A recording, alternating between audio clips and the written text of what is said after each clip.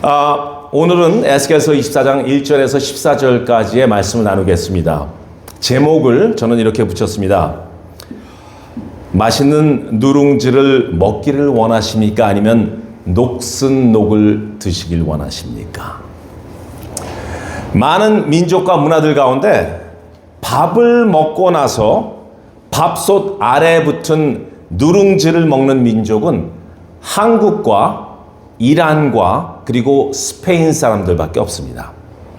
한국은 가마솥에서 만든 아주 희고 맛있는 쌀밥보다 그 아래에 붙은 누룽지를 더 좋아하시는 분들도 계시고 그 누룽지를 뜨거운 물에 넣어서 숭늉처럼 즐기시는 분들도 계십니다. 이란 사람들도 누룽지에 대해서 난리가 납니다. 이란 분들은 이 누룽지를 타딕이라고 부르는데 서로 먼저 먹으려고 난리를 칩니다. 이 사람들은 우리처럼 밥을 다 먹고 나서 밑에 깔린 그 누룽지를 맨 나중에 먹는 것이 아니라 먼저 그 밥솥을 뒤로 뒤집어 놓고 위에 있는 누룽지부터 먹습니다. 그래서 제가 이런 것까지 준비해 왔습니다. 바로 이것입니다. 항상 그 중동 사람들이나 이란 사람들은 밥을 만들고 나서 엎습니다. 그러고 나서 위에 있는 누룽지를 먹는데 우리가 아는 오닝 목사 같은 경우는 그 누룽지를 먹기 전에 그 아래다가 생 감자를 깔아요. 그래서 감자도 익혀져서 굉장히 맛있습니다.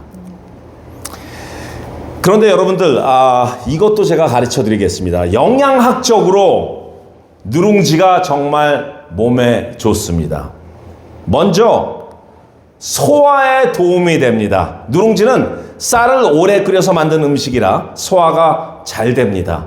소화력이 약하거나 속이 불편할 때 부담 없이 먹을 수 있어서 위에 좋습니다. 두 번째, 영양소 보존이 있습니다. 쌀에는 탄수화물, 단백질, 비타민 B군, 미네랄이 들어있는데 누룽지를 만들 때 일부 영양소가 그대로 남아서 체내 흡수가 그대로 되고 또 용이하다고 합니다. 세 번째, 항산화 효과. 누룽지가 되면 멜라노이딘이라는 그 항산화 물질이 생성되는데 이것은 항산화 작용을 하여서 우리들의 세포 손상을 막는데 도움을 준다고 합니다. 네 번째, 체력 회복. 소화가 잘 되고 에너지원이 되는 탄수화물이 많아서 피로 회복이나 몸이 허약할 때 섭취하면 좋다고 합니다. 누룽지는 이렇게 몸에 좋은 효과들이 많다고 합니다. 자, 이제 영양학 강의는 뒤로 하고 벌 주실 때는 엄격하시지만 언제나 탕자가 돌아오기를 기대하며 돌아올 탕자를 위해서 자리를 박차고 완전히 뛰어나가서 반길 준비가 되어 있으신 사랑이 많으신 분이십니다. 또한 하나님은 참 재미있는 분이십니다. 우리에게 이해가 잘 되도록 여러 가지 환상을 프랙티컬하게 보여주십니다. 그 중 하나가 바로 오늘 에스겔서의 본문에서 보여주신 가마솥의 환상입니다.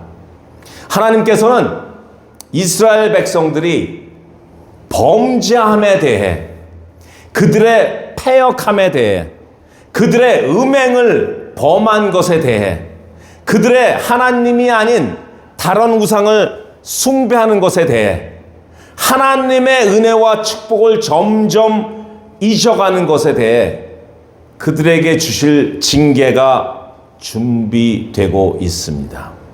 그것이 바로 바벨론을 통해서 남유다 전체를 멸망하게 하시는 것입니다. 완전히 철저히 무너뜨려서 다시 회개의 길로 돌아오고 회복의 길로 돌아오게 하시려는 그 이유입니다. 그래서 우리는 하나님을 공의의 하나님이라고 부릅니다. 일단 본문을 함께 읽으시면서 나눠보겠습니다. 에스겔서 24장 1절 함께 읽겠습니다. 아홉째 해 열째 달 열째 날에 여호와의 말씀이 내게 임하여 이르시되. 아홉째 해란 어디서부터 아홉째 해인가요? 어디서부터 어떤 기준이 있을 거 아닙니까? 시작이 어딘지 아십니까? 그 시작은 바로 이스라엘 마지막 세 왕 중에, 즉 여호야킴, 여호야긴, 그리고 시드기야 왕 중에 두 번째 왕인 여호야긴이 바벨론으로 끌려간 지 9년째 되는 해를 말합니다. 자, 강의 설교답게 우리가 나누자면 보통 신학자들이 연구해서 이런 결론을 내렸습니다. BC 605년도에는 1차 포로가 이루어집니다. 유수라는 얘기는 잡혀갔다는 것입니다. captive가 됐다는 것이죠. 마지막에 그래서 세 번째 왕이 여호야킴이에요. 다니엘과 그 친구들이 잡혀갔습니다. 그리고 BC 597년에는 2차 포로 유수가 있습니다. 바로 우리가 지금 이야기한 여호야긴 왕이죠. 이때 에스겔도 데려갔습니다. BC 586년에는 3차 포로 유수가 시작됩니다. 바로 시드기야 왕 때입니다. 열왕기하 25장 7절에는 시드기야 왕의 아들들을 시드기야 왕 눈앞에서 죽이고 시드기야 왕의 눈을 뺍니다. 그리고 노사슬로 결박하여 바벨론으로 끌려갑니다. 바로 이 BC 580년이 이스라엘이 바벨론에게 멸망한 날입니다. 남유다는 바벨론에게 BC 586년 또는 587년에 완전히 멸망했습니다. 자, 여호야긴이 끌려간 지 9년째라는 거죠. 597에 여호야긴이 끌려갔잖아요. 그러니까 597- BC 597-9년을 하면 바로 이 당시, 지금 오늘 이야기하는 이 당시는 BC 588년이라는 것입니다. 그리고 그때 이스라엘 완전히 예루살렘을 바벨론 군대들이 포위하고 2년 동안 시간을 끌고 있다가 586년에 결국 망하는 것입니다. 오늘 본문에서 말한 여호야긴이 끌려간 지 9년째 10월 10일, 이날은 예루살렘이 이제 멸망하기에 앞서서 완전히 포위가 된 역사적 시점을 말하고 있습니다. 그 증거는 성경뿐만 나와 있는 것이 아니라요, 바벨론의 국정 서기관들이 기록하고 남겼다는 바벨론 연대기에까지 나와 있습니다. 바벨론 연대기에 BC 597년 여호야긴이 바벨론에 끌려갔다는 기록도 있고요. 또 588년 바벨론 군대가 예루살렘 성전을 포위했다는 기록도 있습니다. 그러니까 사실이죠. 자, 바로 이날 하나님께서도 에스겔에게 정확한 날짜를 기록하도록 합니다. 바로 가마솥의 비유를 통해서 유다가 망하는 것에 대해서 간섭하시고 심판하는 분이 바로 하나님이라는 것을 알려주십니다. 인자야, 너는 날짜 곧 오늘의 이름을 기록하라. 바벨론 왕이 오늘 예루살렘에 가까이 왔느니라. 오늘 본문의 가마솥은 바로 예루살렘을 말하는 것이고, 4, 5절에 보면은 양떼에서 가장 좋은 것을 하나 골라서 각을 뜨고 넓적다리와 어깨고기의 모든 좋은 덩이와 고른 뼈들을 바로 집어넣으라 그러습니다. 이 가마솥 속 안에. 이것이 무엇이냐면 바로 이스라엘 백성들, 남유다 백성들을 그 속 안에 넣으라는 것입니다. 그리고 오늘 본문 24장 10절에서 그리고 11절의 말씀과 같이 나무를 많이 쌓고 불을 피워 그 고기를 삶아 녹이고 국물을 졸이고 그 뼈를 태우고 가마가 빈 후에는 숯불 위에 놓아 뜨겁게 하며 그 가마에 놋을 달궈서 그 속에 더러운 것을 녹게 하며 녹이 소멸되게 하라. 이 과정은 바로 징계를 말하는 것입니다. 그 속에 더러운 녹을 제거하여, 즉 죄를 소멸하여 정결케 하시겠다는 하나님의 의지입니다. 그러니 의로우신 하나님은 징계를 주시고 그리고 또한 죄를 정결케 해주시고 다시 회복하시는 그런 분이심을 알려주고 있습니다. 그럼에도 불구하고 더러운 찌꺼기와 녹이 불에도 벗겨지지 않고 소멸되지 않는다는 것입니다. 바로 유다의 죄가 얼마나 컸으면 그런 회개하려고 하지 않는 그 아집과 죄를 놓지 않으려는 그 고집이 너무 크다란 말이랑 똑같습니다. 녹은 단순한 오염물이 아닙니다. 회개 없고 회심 없는 죄의 본질적 부패를 이야기하는 것입니다. 24절 12절을 한번 같이 읽겠습니다. 이 성읍이 수고함으로 스스로 피곤하나 많은 녹이 그 속에서 벗겨지지 아니하며 불에서도 없어지지 아니하는도다. 은유적으로 제가 말씀을 드리겠지만 그렇게 맛있고 그렇게 몸에 좋다는 누룽지를 먹으려는데 그냥 가마솥을 잘 관리하지 못한 이유로 그 속 안에 쓴 녹슨 녹과 또 몇 년 지난 음식 찌꺼기들, 그것을 누룽지와 같이 먹게 된다면 여러분들 드시겠습니까? 당연히 가마솥에 붙은 녹슨 녹을 먼저 없애버려야죠. 가다가 옆길로 빠졌던 것을 회개하며 유턴해서 다시 돌아와야 되는 것입니다. 오늘 본문을 통해서 성령께서 주시는 감동을 나누길 원합니다. 결코 경고성 메시지 같다고 여러분들 시험 들지 마십시오. 시험 드시면 언제나 용서의 문을 여시고 계신 하나님의 문을 우리가 스스로 닫는 것입니다. 그러니까 시험 드시지 마십시오. 첫 번째, 하나님의 심판은 정확하십니다. 9째 해 10째 달 10째 날에 여호와의 말씀이 내게 임하여 이르시되 인자야 너는 날짜 곧 오늘 이 날짜를 기록하라. 바벨론 왕이 오늘 예루살렘에 가까이 왔느니라. 하나님의 모든 계획과 징계와 회복과 그리고 축복 주심과 은혜 주심은 그리고 게다가 부르심은 콜링은 그냥 하나님이 기분 나시는 대로 저와 같이 피성향이 굉장히 강한 사람처럼 그냥 막연하게 진행하시는 분이 아니십니다. 이미 날짜와 때를 정하셨고 분명히 하나님의 시간 카이로스 때에 이루시는 분이심을 여러분들 기억하십시오. 그리고 결정하신 것은 분명히 실행하시는 분이십니다. 왜냐하면 다른 이유가 없습니다. 당신께서 사랑하시는 자녀들을 빨리 폐역함에서 돌아와서 올바르게 자라나기를 원하시기 때문입니다. 1906년도 샌프란시스코에서 났던 대지진은 오전 5시 12분에 일어났다고 합니다. 누구도 예상을 못했지만 역사책에는 그 시각까지 기록되어 있습니다. 에스겔 24장도 바로 9째 해 10째 달 10째 날이라고 정확히 기록되어 있고 하나님도 그렇게 적으라고 에스겔에게 명하셨습니다. 우리에게 있을 징계도 바로 그럴 것입니다. 사람들은 언제인지 모르니까 괜찮아라고 생각하겠지만 하나님은 이미 정하신 날에 정확히 그 일을 행하실 것입니다. 그리고 징계의 날이 그날 그 시각에 일어났다고 오랜 세월이 지난 후에 우리는 그것을 기억할 것입니다.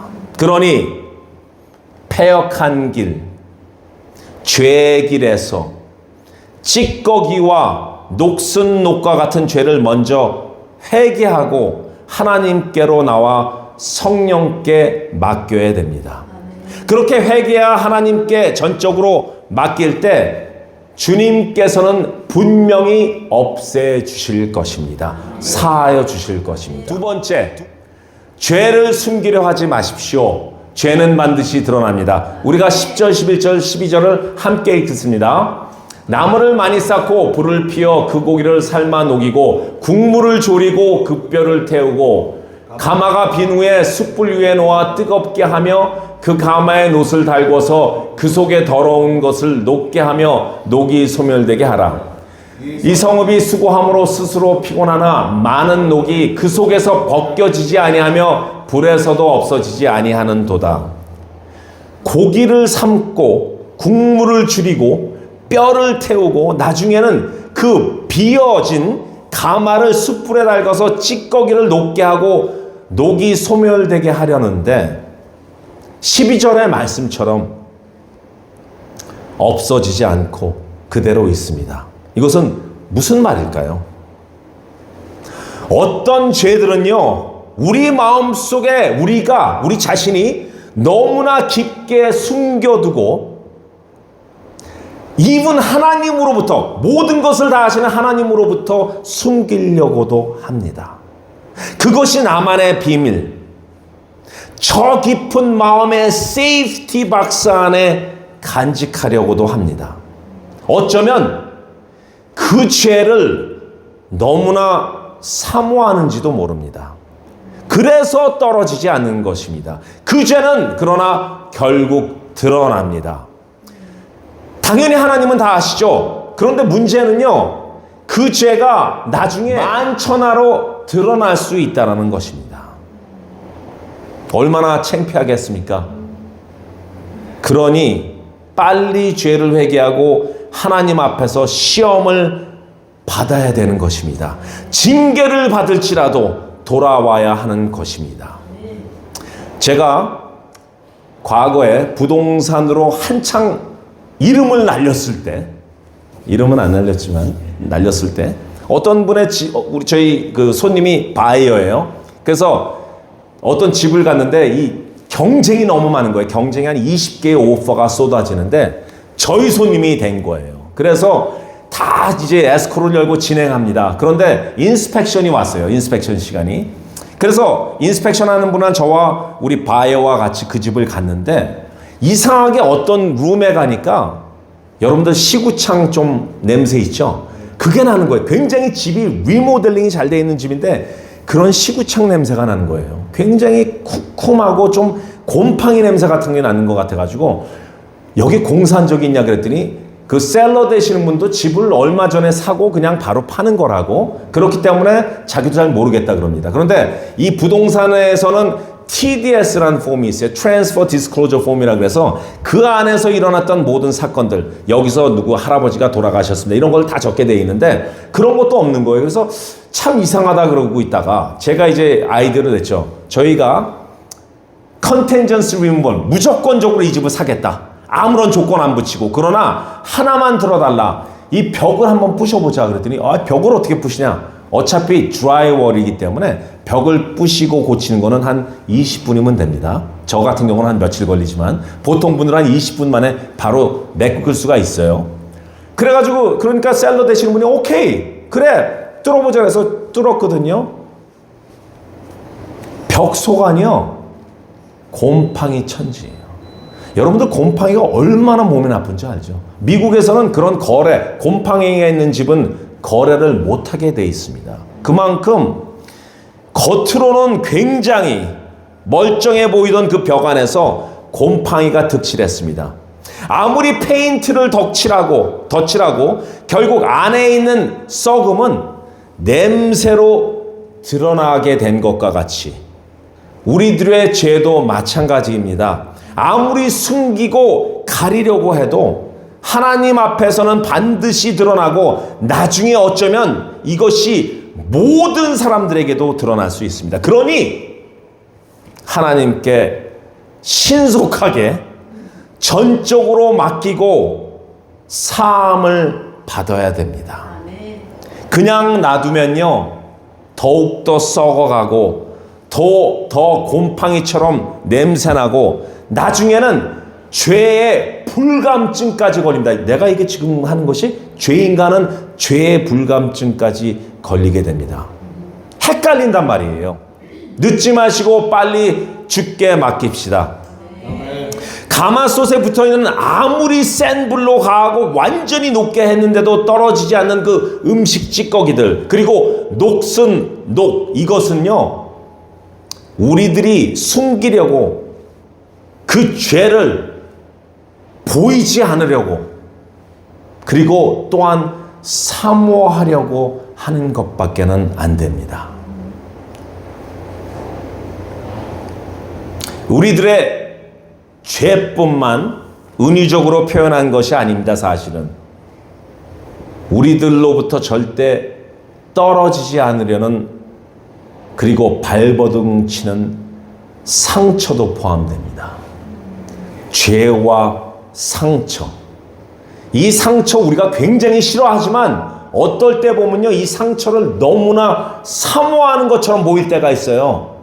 내놓지 않는다니까요. 그래서 어떤 일이 터졌을 때 완전히 그 상처 때문에 일어난 욱 하는 성질을 보인다는 것이죠. 죄와 상처에 대해서 세상에 영성이 대단하신 목사님들, 그리고 설교자님들, 성경 세미나 강사들, 그분들께서 가르치는 내용은 정말 다 똑같습니다. 왜냐고요? 그것이 정답이기 때문입니다. 다들 그러죠. 하나님 앞에 고하고 회개하라. 하나님께 죄사함을 받기 위해서 하나님께 전적으로 맡겨 없애주기를 외쳐라. 말씀으로, 기도로, 찬양으로, 예배를 통해서 성령의 딜리버런스와 치유와 회복을 간구하라. 이것이 정답입니다. 그런데 감히 제가 하나 더 덧붙인다면, 조금 전에 나누었던 예 말고 이런 예를 저는 한번 들어보고 싶습니다. 누룽지보다도 더 리얼리스틱하게, 더 프랙티컬하게 예를 들어보겠습니다. 파스터 빌리가 여러분들을 위해서 아주 맛있는 라면을 삶습니다. 그 안에는 삼겹살 고기도 넣고요, 양파도 넣고요, 송송선 파도 넣고요, 박초이라고 그러죠. 정경채도 넣고요, 새우, 오징어, 조개까지 넣고요, 계란도 넣고요, 거기다 실란트로까지 넣고요. 또 뭐 넣으면 더 맛있죠? 소세지, 예, 치즈도 넣고요. 떡국떡, 예, 좋습니다. 떡만 듣고 떡 라면 좋습니다. 콩나물, 그리고 마지막에 다진 마늘을 넣습니다. 그리고 태양초 고춧가루를 넣습니다. 그리고 끓이고 여러분들도 모여서 와, 진짜 빌리 목사님 너무나 맛있게 끓이내고 모였는데, 감칠맛 나고 너무 맛있게 보이던 그 빨간 국물, 색깔의 그 국물이 조금씩 거무찹찹하게 검은색을 띠면서 나오는 것이에요. 무엇인가 둥둥 뜨는데 자세히 보니까 라면 냄비 밑바닥에서 우러나온 녹슨 녹과 2년 전에 먹었던 그 음식 찌꺼기들, 나오지 않는 음식 찌꺼기가 그 국물이랑 같이 딱 이렇게 올라오는 것이에요. 여러분들 중에 상관없어요 목사님, 맛있게 먹읍시다. 가끔 녹슨 녹과 2년 전에 물이 쫄아서 달라붙었던 그 음식 찌꺼기 가끔 먹어도 좋습니다 하시는 분이 계십니까? 갖다 버려요. 갖다 버려요. 그러니까 쏟아 부어야죠. 맞습니다. 죄를 버리지 못하고 상처를 버리지 못하고 성령께서 willing to walk on us 하시는데 아직도 내어놓지 않고 가리고 있고 쓴 뿌리를 더 뿌리내리게 하고 있으면 그 찌꺼기, 녹슨 라면 국물을 사랑하시는 것과 다름없습니다. 몸에 엄청 나쁩니다. 그래서 우리도 굳게 다시는 그 죄를 짓지 않겠다는 각오로, 다시는 그 상처를 묵상하지 않겠다는 각오로 하나님께 빨리 가지고 와야 되는 것입니다. 그렇게 될 때 세 번째, 정결은 하나님의 은혜로만 가능합니다. 더러운 옷을 아무리 손으로 빨아도 얼룩이 남을 때가 있습니다. 하지만 강력한 세제를 넣고 세탁기에 돌리면 말끔히 사라집니다. 우리의 죄도 마찬가지입니다. 우리가 아무리 스스로 노력하려고 지우려고 우리 손으로 손빨래를 한다고 하더라도 예수 그리스도의 보혈이라는 하나님 능력의 강력한 세제 안에서는 완전히 깨끗해집니다. 오직 예수님의 십자가의 보혈로만 죄사함과 구원이 가능합니다. 그래서 세상 것에 기대하지 마십시오. 또 그것들에서부터 해결책을 구하려고 하지 마십시오. 그것은 폐역의 길로 가는 것이고 묶임으로 노예가 되는 것입니다. 하나님의 은혜는 죄사함과 자유케 함과 그리고 구원을 우리에게 선물로 주십니다. 사랑하는 성도 여러분, 하나님께서는 오늘도 우리가 돌아오기를 원하시고 기다리고 계십니다. 지금이라도 늦지 않습니다. 그분의 은혜의 품으로 돌아오십시오. 그리고 난 절대로 문제가 없습니다. 나는 죄 지은 적도 없고요. 상처는 더욱더 없어라는 엄청난 뻥을 치지 마십시오. 여기 서 있는 이 목사도 죄와 상처의 리스트가 거의 책 한 20권 나올 수 있습니다. 그 가마솥과 냄비속, 바닥에 달라붙은 음식 찌꺼기나 또는 녹을 드시기 원하십니까? 아니면 회개하고 깨끗해진 가마솥에서 하나님이 주시는 맛과 건강을 가져다주는 누룽지와 숭늉 그리고 맛있고 쫄깃한 라면을 국물채 드시겠습니까? 우리가 오늘 드리는 성만찬 예식은 특히 우리들이 가지고 있는 죄들, 남들 앞에서 얘기 못할 그 죄들, 그리고 남들 앞에서 이야기 나눌 수 없는 그 상처들을 여러분들이 마음속으로 고백하시고 조용한 소리로 입술로 고백하여서 주 앞에 내려놓고 오늘 주님의 성체와 보혈을 모실 때 그분의 죄사함과 정결케 하심을 원하는 마음으로 드렸으면 좋겠습니다. 잠시 눈을 감고 그 죄와 그 집어낼 상처들을 준비하십시오.